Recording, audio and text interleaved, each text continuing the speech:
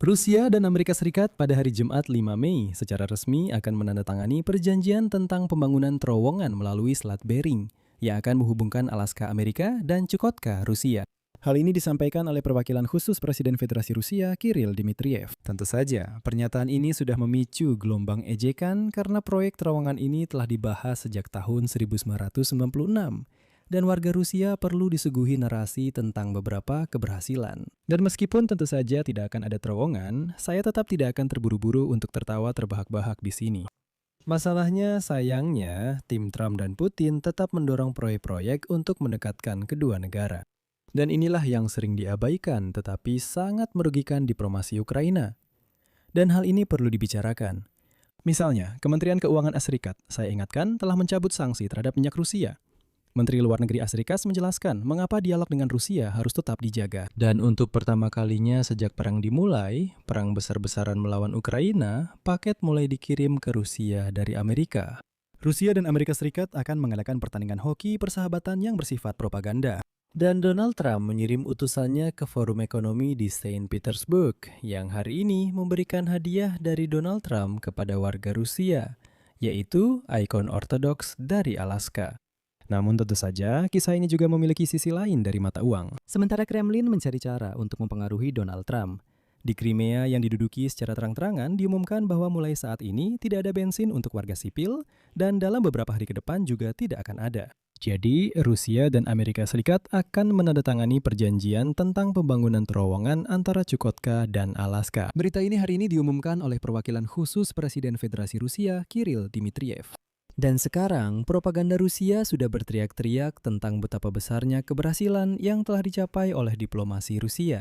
Tapi saya langsung kutip pernyataan Dmitriev supaya jelas apa yang sebenarnya sedang terjadi. Kita akan punya berita ya besok. Kita akan menandatangani perjanjian bahwa kita akan melanjutkan perancangan terowongan. Jadi terowongan itu akan ada. Perancangan terowongan sedang kami lakukan. Dan ini akan menjadi salah satu proyek infrastruktur besar antara kedua negara kita. Ya, kalian semua mendengarnya dengan benar. Rusia dan Amerika Serikat akan menandatangani perjanjian tentang perancangan terowongan di bawah Selat Bering. Dan saya akan memberikan contoh mega proyek lain dari Rusia agar kalian mengerti betapa tidak pentingnya berita ini. Pipa gas Power of Siberia 2 ke Tiongkok dari Rusia. Orang Rusia sudah merancangnya lebih dari 10 tahun. Tapi mereka sama sekali belum bisa memulai pembangunan yang layak. Sedangkan untuk terowongan antara Alaska dan Chukotka, penting untuk diingat bahwa proyek pembangunan terowongan ini telah aktif dibahas sejak tahun 1996.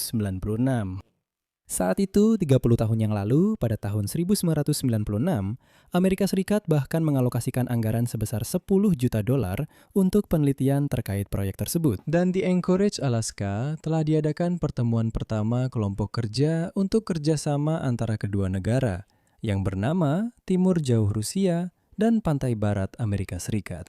Dan saat itu proyek ini sangat didorong oleh Chernomyrdin, tetapi kemudian proyek tersebut gagal. Gagasan ini kembali dibahas pada tahun 2025 ketika Putin terbang ke Anchorage untuk bertemu dengan Trump. Menurut perkiraan yang ada, biaya pembangunan terowongan sepanjang sekitar 112 km akan mencapai sekitar $68 miliar. Tapi ada satu hal yang belum jelas. Lalu, untuk apa sebenarnya orang Amerika membutuhkan terowongan ini? Apa gunanya terowongan ini? Apa tujuan strategisnya? Saya hanya ingin memahami. Untuk menunjukkan betapa absurdnya ide ini, saya akan memberikan satu angka. Total nilai perdagangan antara Amerika Serikat dan Rusia sepanjang tahun 2025 hanya sedikit lebih dari $4 miliar. Itu adalah total nilai perdagangan. Semuanya sudah diperhitungkan di sini, 4 miliar. Jadi, biaya terowongan itu sama dengan total nilai perdagangan antara kedua negara selama 17 tahun. Untuk apa mereka membutuhkan terowongan itu?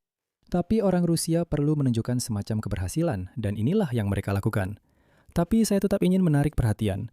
Saya ingin menarik perhatian para diplomat bahwa orang Rusia, meskipun perlahan dan dengan langkah kecil, tetap membangun prasyarat baik secara informasi maupun lainnya untuk mengaktifkan kembali hubungan dengan Amerika Serikat. Saya akan memberikan beberapa contoh. Sehari sebelumnya di Kongres Amerika Serikat, Menteri Luar Negeri Marco Rubio menyatakan bahwa dia tidak tahu apa-apa tentang Amerika Serikat yang mengirim delegasi ke Sankt Petersburg untuk berpartisipasi dalam forum ekonomi Vladimir Putin. Namun, faktanya adalah bahwa sang ketua benar-benar tiba di Sankt Petersburg. Ketua Komisi Gedung Putih untuk Seni Rupa, Rodney Cook. Dan Rodney Cook ini sudah sempat membuat propaganda Rusia senang. Perwakilan Gedung Putih menyerahkan salinan ikon ajaib Bunda Maria dari Alaska kepada para rohaniwan Rusia. Dia menekankan bahwa ini merupakan gestur balasan dari Donald Trump setelah Vladimir Putin saat kunjungan ke Alaska memberikan ikon Santo Herman dari Alaska kepada gereja setempat. Sekarang cukup lihat saja. Dengarkan kutipan dari Rodney Cook ini.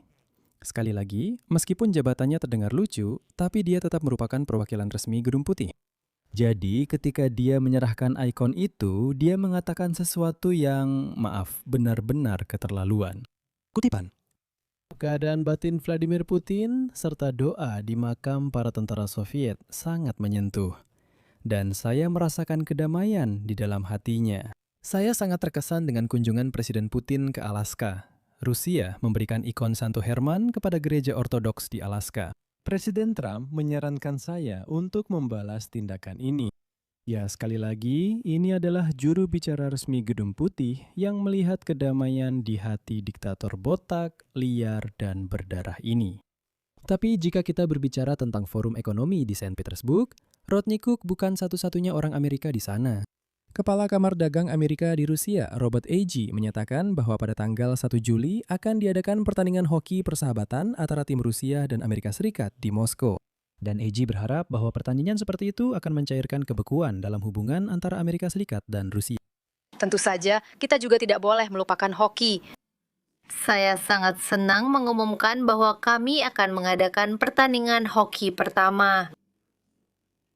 Untuk merayakan ulang tahun ke-250 Amerika Serikat dan pada tanggal 1 Juli, pertandingan hoki akan diadakan di Moskow. Dan kami berharap dengan cara ini, kami juga dapat membantu mencairkan kebekuan yang saat ini terjadi di antara kita. Selain itu diketahui bahwa pos Rusia setelah 4 tahun kembali melanjutkan pengiriman paket dari Amerika. Operator pos dari kedua negara telah melanjutkan impor pos yang sebelumnya dihentikan pada tahun 2022. Dan pengiriman pertama dari Amerika sudah tiba di Federasi Rusia. Jadi, tanpa disadari, orang Rusia yang liar dan dekil kini kembali mendapatkan akses ke pasar Amerika. Beginilah secara perlahan isolasi itu runtuh, dan inilah puncaknya. Marco Rubio menyatakan pentingnya bagi Amerika Serikat untuk menjaga hubungan bilateral dengan Rusia. Menurutnya, hubungan itu akan menjadi lebih bersahabat setelah perang di Ukraina berakhir. Dan hal-hal kecil seperti ini tampaknya sangat penting untuk diperhatikan oleh diplomasi Ukraina. Karena hal-hal seperti inilah yang secara perlahan-lahan meruntuhkan citra Rusia yang liar sebagai agresor yang biadab. Artinya, paket-paket sudah mulai dikirim, mereka saling bertukar ikon, sudah ada perwakilan Gedung Putih yang mengatakan bahwa dia melihat perdamaian di mata Vladimir Putin. Mereka bahkan akan mengadakan pertandingan hoki dan sebagainya. Hal-hal kecil kelihatannya sepele, tapi sangat berpengaruh. Dan saya akan menutup episode ini dengan sisi lain dari koin ini. Sementara Kremlin mencoba memulihkan hubungan dengan tim Trump, setidaknya dengan cara seperti ini, pasukan pertahanan Ukraina secara sistematis melancarkan serangan sebagai sanksi terhadap para penjajah. Di Crimea yang diduduki, diumumkan penghentian total penjualan bensin secara tunai selama beberapa hari. Sebelumnya, di sana telah diberlakukan kupon khusus untuk pembelian bensin. Namun hari ini, yang disebut sebagai Kepala Kremlin, Aksionov, menyatakan, kutipan, kupon bensin tidak tersedia untuk dijual bebas dan tidak akan tersedia dalam waktu dekat. Untuk kupon yang sudah dibeli sebelumnya, bahan bakar hanya akan diberikan maksimal 20 liter per orang. Di setiap SPBU akan ada perwakilan dari pemerintah daerah dan lembaga republik yang akan mencatat nomor kendaraan yang mengisi bensin dengan kupon. Ya, supaya tidak ada spekulasi. Dan pembatasan seperti ini diberlakukan di tengah kekurangan bahan bakar yang sangat parah, yang, omong-omong, tidak hanya melanda Crimea yang diduduki, tetapi juga beberapa wilayah di Rusia sendiri. Penyebabnya adalah serangan oleh Angkatan Bersenjata Ukraina terhadap infrastruktur dan logistik kilang minyak.